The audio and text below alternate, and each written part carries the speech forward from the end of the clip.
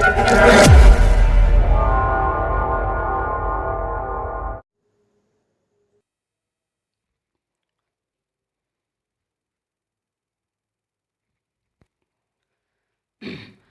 Students, so I welcome all you my YouTube channel Rathore classes Mirzaganj. जी हाँ दोस्तों, तो श्वसन चैप्टर में हम लोगों ने श्वसन की परिचय के बारे में देख लिए थे। श्वसन क्या होता है, अलग अलग जीवों में कैसे श्वसन होता है, ये देख चुके हैं। फिर आगे हमने देखा कि मानव में श्वसन कैसे होता है, मानव में श्वसन तंत्र क्या क्या होता है, कैसे कैसे श्वास कहाँ जाता है, किस नली के द्वारा कैसे फेफड़े के पास पहुँचता है। तो श्वास जब लेते हैं तो कहाँ पहुँचता है, कुपिका के पास, यानी कि फेफड़े के अंदर जो कोशिका होता है उसके पास पहुंचता है वायु, ठीक है, ऑक्सीजन। और जो भी कोशिका से CO2 निकलता है वो भी वहाँ पर आता है। उसके बाद हम उसको क्या करते हैं, बाहर निकालते हैं। तो चलिए आज नया स्टार्ट करने वाले नया टॉपिक, उसको बोलते हैं श्वसन की क्रियाविधि। श्वसन की क्रियाविधि नहीं, श्वासन की क्रियाविधि। किसकी क्रियाविधि? श्वासन की क्रियाविधि। तो अब आपको लग रहा होगा कि श्वसन की क्रियाविधि और श्वासन की क्रियाविधि में क्या अंतर है।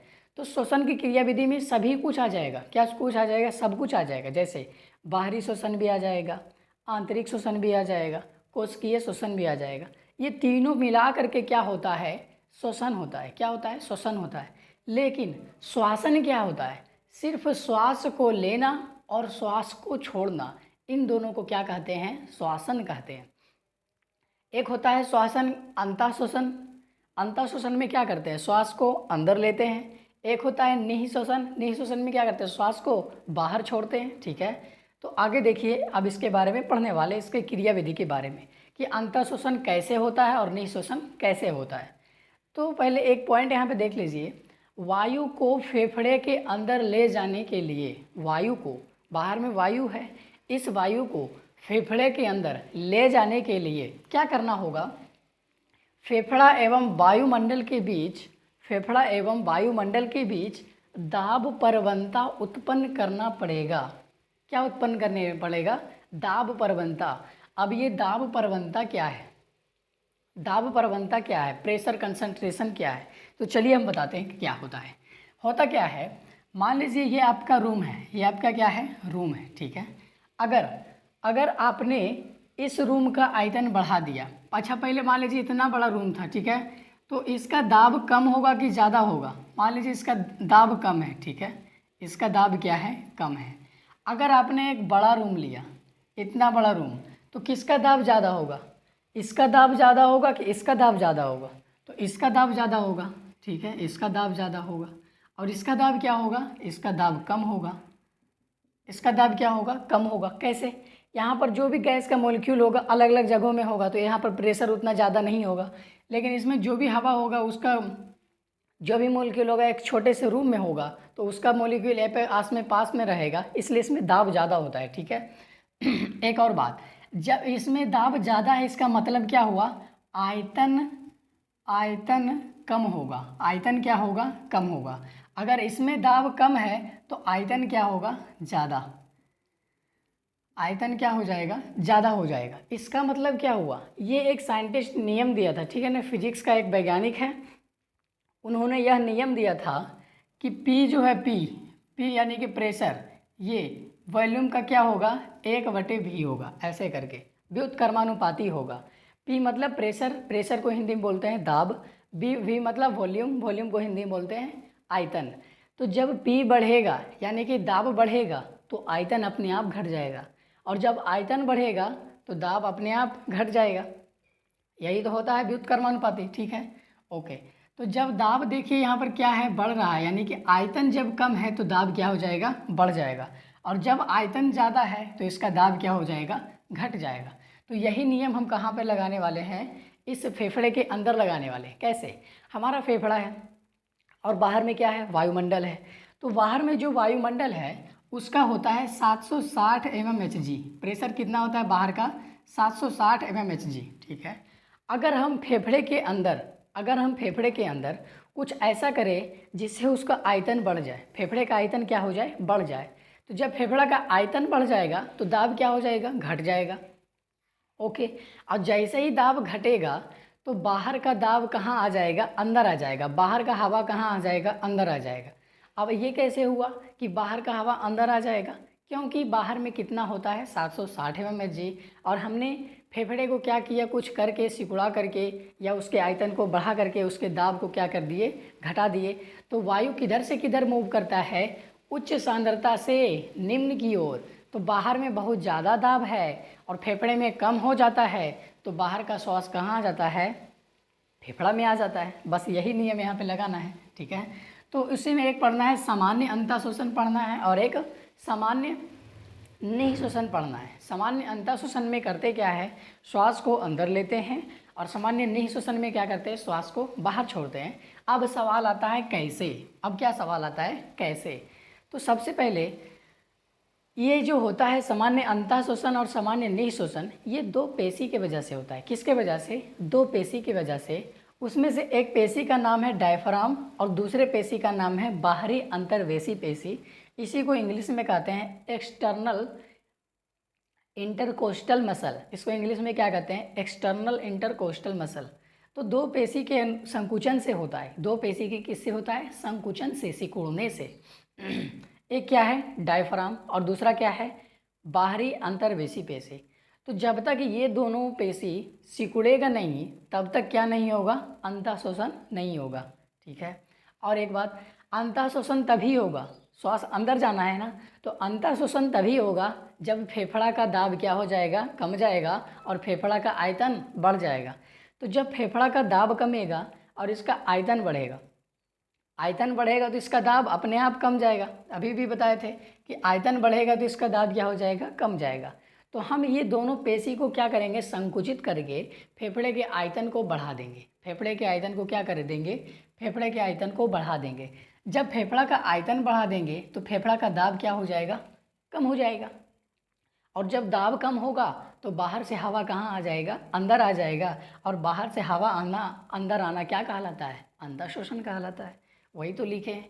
अच्छा एक और बात, ये जो सामान्य अंतः शोषण है ये कैसी प्रक्रिया है, सक्रिय प्रक्रिया। सक्रिय प्रक्रिया क्या होता है, याद कीजिए हमने कोशिका चैप्टर में शायद इसको बताया था, सक्रिय परिवहन द्वारा, कि वैसा परिवहन जिसमें ऊर्जा का खर्च हो, जिसमें ऊर्जा का खर्च हो, तो वैसा प्रक्रिया जिसमें ऊर्जा का खर्च हो सक्रिय प्रक्रिया, और जिसमें ऊर्जा का खर्च ना हो उसको निष्क्रिय या अक्रिय प्रक्रिया, ठीक है, निष्क्रिय प्रक्रिया, ठीक है।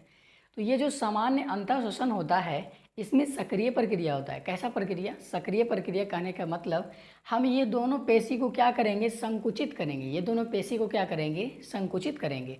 तो संकुचित के लिए हमको एटीपी की आवश्यकता होती है, ऊर्जा का खर्च होता है। किसका खर्च होता है, ऊर्जा का। और जब ऊर्जा का खर्च होकर के कोई काम किया जा रहा है उसी को बोलते हैं सक्रिय परिवहन। कौन सा परिवहन, सक्रिय परिवहन, ओके। अब आगे देखिए, ये दोनों पेशी को क्या करना है, सिकुड़ाना है। ये दोनों पेशी को क्या करना है, संकुचित करना है, तभी तो क्या होगा, अंतः शोषण होगा। तो सबसे पहले आगे एक कंडीशन ले लेते हैं, जब डायफ्राम 75% संकुचित हो। क्या हो, जब डायफ्राम कितना संकुचित हो, 75%। एक कंडीशन ये ले लिए, ठीक है। अगला कंडीशन क्या लेंगे, जब बाहरी अंतरपेशी 25% संकुचित होगा, ठीक है। उसी प्रकार से इधर क्या है, रिलैक्स वाला है, वो बाद में बताएंगे, ठीक है। तो जब डायफ्राम 75% संकुचित होता है तो क्या होता है, देखिए अगर हमने यहाँ पर एक छोटा सा फेफड़ा का फोटो बना दे इस प्रकार से, ठीक है। और यहाँ पर क्या होता है, यहाँ पर क्या होता है, डायफ्राम, ये क्या होता है, डायफ्राम होता है, ठीक है। हो रहा है क्या, यहाँ पे करना क्या है 75% संकुचित करना है। डायफ्राम को कितना प्रतिशत संकुचित करना है, 75%। तो ये डायफ्राम है नॉर्मल अवस्था में, इसको ऐसे करके संकुचित करना है नीचे की ओर इस प्रकार से, ठीक है। तो सोचिए एक डायफ्राम इस प्रकार से है और उसको जब संकुचित कर रहे हैं तो डायफ्राम ऐसे टेढ़ा है, लेकिन जब संकुचित होगा तो क्या हो जाएगा, चपटा हो जाएगा। ये क्या हो जाएगा, चपटा हो जाएगा। तो देख लीजिए यहाँ पे लिखे हुए हैं कि पहले क्या होता है, डायफ्राम चपटा हो जाता है। सबसे पहले क्या होता है, डायफ्राम चपटा हो जाता है। कब, जब डायफ्राम सिकुड़ेगा, जब डायफ्राम 75% संकुचित होगा। अच्छा आगे देखिए क्या होगा, डायफ्राम किससे जुड़ा हुआ होता है, फेफड़ा के दीवार से या फेफड़े से जुड़ा हुआ होता है। तो वो करेगा क्या, अग्रपश्च अक्ष में वक्ष गुहा का आयतन बढ़ा देता है। अग्रपश्च अक्ष मतलब कहने का मतलब ऊपर से लेके नीचे, ये होता है अग्रपश्च। ऐसे करके जो कुछ लंबाई या उसके आयतन में वृद्धि होता है तो उसको बोलते हैं अग्रपश्च अक्ष, ठीक है। और वक्ष गुहा का आयतन बढ़ जाता है। किसका आयतन बढ़ जाता है? वक्ष गुहा का आयतन। वक्ष गुहा क्या होता है? जो जहाँ पे फेफड़ा है, वो पिंजरा, पिंजरा बताए थे ना कैसे कैसे होता है। अच्छा अभी नहीं बताए थे, आगे बताएंगे सब, ठीक है। तो वक्ष गुहा में होता है, ठीक है। आगे देखिए, जब ऐसे करके डायफ्राम संकुचित होगा 75%, तो फेफड़ा का भी आयतन बढ़ जाएगा, वक्ष गुहा का भी आयतन बढ़ जाएगा, और किसका आयतन बढ़ जाएगा? फेफड़ा का भी आयतन बढ़ जाएगा। जब डायफ्राम ऐसे संकुचित होगा तो वो फेफड़ा से जुड़ा हुआ है, तो फेफड़ा का आयतन बढ़ेगा कि नहीं बढ़ेगा? बिल्कुल बढ़ेगा। और हमने यहाँ पे एक बात बताया कि जब आयतन बढ़ेगा तो दाब अपने आप घट जाएगा। जब जब आयतन बढ़ेगा तो दाब अपने आप घट जाएगा, और जब दाब बढ़ेगा तो आयतन अपने आप घट जाएगा। ये कंडीशन बता चुके हैं, ठीक है। तो क्या होगा, जब फेफड़ा का आयतन बढ़ गया और फेफड़ा का दाब क्या हो गया? घट गया, तो सोचिए बाहर का हवा अंदर आएगा कि नहीं आएगा? बिल्कुल आएगा। अभी मान लीजिए बाहर में है 760 mmHg और अंदर में हो जाता है 758, मान लीजिए कम हो गया तो कितना हो गया? 2 दाब कम हो गया, 2 मान कम हो गया। तो 760 है बाहर में और 758 है अंदर में। कैसे हुआ 58? डायफ्राम को संकुचित कर दिए। क्या कर दिए? संकुचित कर दिए। उससे हुआ क्या? डायफ्राम चपटा हो गया। पहले इस प्रकार से था, इसको संकुचित किए तो डायफ्राम चपटा हो गया, और उसके बाद उसमें वक्ष गुहा का आयतन बढ़ गया तो फेफड़ा का भी आयतन बढ़ गया। और जब आयतन बढ़ता है तो दाब घटता है, बता चुके हैं, उल्टा होता है। जब आयतन बढ़ेगा तो दाब घटेगा, ठीक है। और जब दाब घटता है तो बाहर में 760 mmHg और अंदर में 758 mmHg, तो बाहर से हवा कहाँ चला जाता है? फेफड़ा के अंदर चला जाता है। ये तो एक कंडीशन था, ठीक है। अब चलिए देखते हैं इसका दूसरा कंडीशन। इसका दूसरा कंडीशन नहीं, देखते हैं सामान्य निःश्वसन का पहला कंडीशन। निःश्वसन में क्या होता है? श्वास को बाहर छोड़ते हैं। निःश्वसन में श्वास को बाहर छोड़ते हैं, और इधर अंतःश्वसन में क्या कर रहे थे? श्वास को अंदर ले रहे थे। तो अंदर तभी लेंगे जब फेफड़े के दाब क्या हो? कम हो। तो फेफड़ा का दाब कब कब कम होगा? जब उसका आयतन बढ़ा हुआ होगा। तो आयतन कैसे बढ़ेगा? जब ये पेशी को संकुचित करेंगे, और जब डायफ्राम पेशी संकुचित होगा तो डायफ्राम चपटा हो जाएगा और वक्ष गुहा का आयतन बढ़ेगा, फेफड़ा का आयतन बढ़ेगा।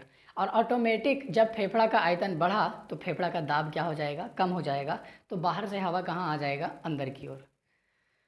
आगे देखिए सामान्य निःश्वसन। सामान्य निःश्वसन में क्या करते हैं? श्वास को बाहर छोड़ते हैं, इसमें कोई दिक्कत नहीं। और ये कैसा प्रक्रिया है? अक्रिय प्रक्रिया या निष्क्रिय प्रक्रिया। कैसा प्रक्रिया? अक्रिय प्रक्रिया या निष्क्रिय प्रक्रिया। इसका मतलब क्या हुआ? वह प्रक्रिया जिसमें ऊर्जा का खर्च ना हो, वह प्रक्रिया जिसमें ऊर्जा का खर्च ना हो, बिना एटीपी के वो काम क्रिया हो जाए, कोई दिक्कत नहीं है, ठीक है। तो श्वास लेने में ऊर्जा का खर्च होता है क्योंकि दो पेशी को संकुचन से होता है, और ये जो है सामान्य निःश्वसन, ये होता है दो पेशी के आराम के वजह से। किसके वजह से? दो पेशी के आराम के वजह से। सोचिए आपको दौड़ना है तो उसमें ऊर्जा खर्च करना है कि आपको सोना है उसमें ऊर्जा खर्च करना है? थोड़ा सा ऐसे देखिए, तो इसमें संकुचित हो रहा है, संकुचित हो रहा है इस प्रकार से, तो इसको ऊर्जा का आवश्यकता था, इसीलिए यह कैसा प्रक्रिया? सक्रिय प्रक्रिया। लेकिन इधर देखिए ये सामान्य निःश्वसन है, तो इसको आराम होने से, जब ये दोनों पेशी संकुचित हुआ था तो फिर से ये आराम होगा, तो जब आराम होगा तो कौन सा श्वसन होगा? निःश्वसन। और दो पेशी वही है, एक है डायफ्राम और दूसरा है बाहरी अंतर्वेशी पेशी। तो फिर एक कंडीशन ले लिए इसमें, जब डायफ्राम 75% आराम हो। कब हो? आराम हो। इधर लिखे थे जब डायफ्राम 75% संकुचित हो, तो इधर क्या लिखेंगे? आराम हो, क्योंकि आराम होने से ही क्या होता है? निःश्वसन होता है।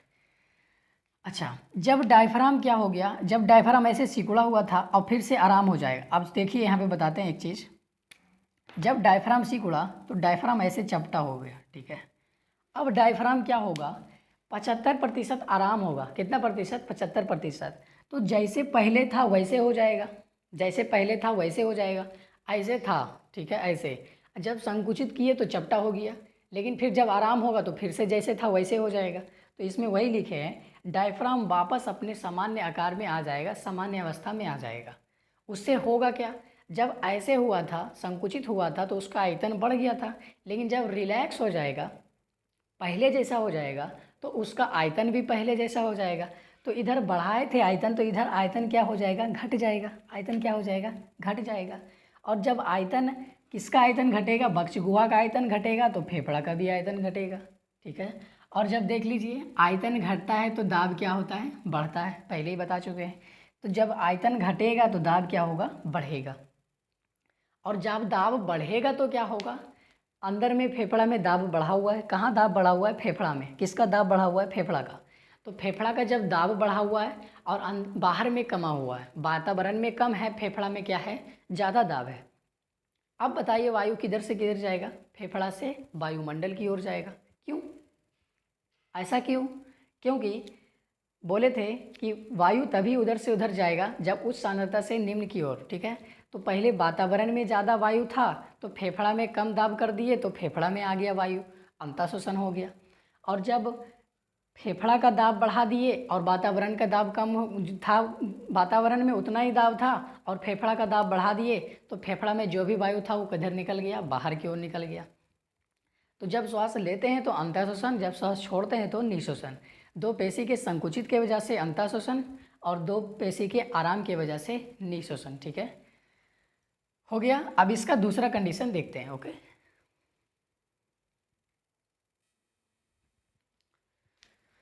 इसका दूसरा कंडीशन क्या था, ये पहला डायफ्राम वाला खत्म हो गया। अब दूसरा क्या होगा, बाहरी अंतर्वेशी पेशी सिकुड़ेगा। कितना प्रतिशत, 25%। तो इसका दूसरा कंडीशन देखिए, जब बाहरी अंतर्पेशी 25% संकुचित हो। जब बाहरी अंतर्पेशी 25% संकुचित हो, पहले ये बता देते हैं कि अंतर्पेशी क्या होता है, अंतर्वेशी पेशी क्या होता है।